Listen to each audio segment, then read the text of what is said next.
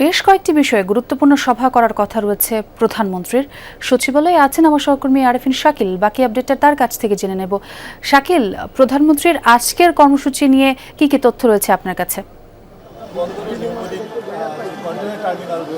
ছোঁয়া এখন পর্যন্ত আসলে সকালে যে বৈঠকটি শুরু হয়েছিল নিউমরিং টার্মিনাল নিয়ে, সেই বৈঠকটি শেষ হয়েছে। তো বৈঠকের পর যারা অংশ নিয়েছিলেন, যেসব মন্ত্রীরা, বিশেষ করে নৌমন্ত্রী কিছুক্ষণ আগে বেরিয়েছেন শেখ রবিউল আউয়াল, তিনি কিন্তু কোনো মন্তব্য করতে রাজি হননি। আইনমন্ত্রীও তিনি বেরিয়েছেন, আসাদুজ্জামান, তিনি কোনো মন্তব্য করতে রাজি হননি। খানিক বাদে অর্থমন্ত্রী আমির খুরশিদ মাহমুদ চৌধুরী তিনি বের হবেন এবং বিরা চেয়ারম্যান আশিক চৌধুরী আরও বের হবেন। তাদের কাছ থেকে হয়তো সেই বৈঠকের সবশেষ সিদ্ধান্ত কি নেওয়া হয়েছে সেটি সম্পর্কে আমরা জানতে পারবো। এর বাইরে কিছুক্ষণ আগে, অর্থাৎ আপনার সঙ্গে কথা বলার ঠিক 1 মিনিট থেকে 1.5 মিনিট আগে ফ্যামিলি কার্ড নিয়ে যেই বৈঠক, সেই বৈঠক শুরু হয়েছে। কিছুক্ষণ আগে স্থানীয় সরকারের যিনি প্রতিমন্ত্রী রয়েছেন শাহে আলম, তিনি প্রবেশ করেছেন। এর বাইরে সেই কমিটির যারা অন্যান্য সদস্যরা রয়েছেন, সচিবরা ছিলেন, তারাও ভেতরে প্রবেশ করেছেন এবং সেই সঙ্গে মহিলা ও শিশু বিষয়ক যে সমাজ কল্যাণ সহ যে দুটি মন্ত্রণালয়ের দায়িত্বে যিনি রয়েছেন, ডাক্তার এজেড জাহিদ হোসেন, তিনি প্রবেশ করেছেন।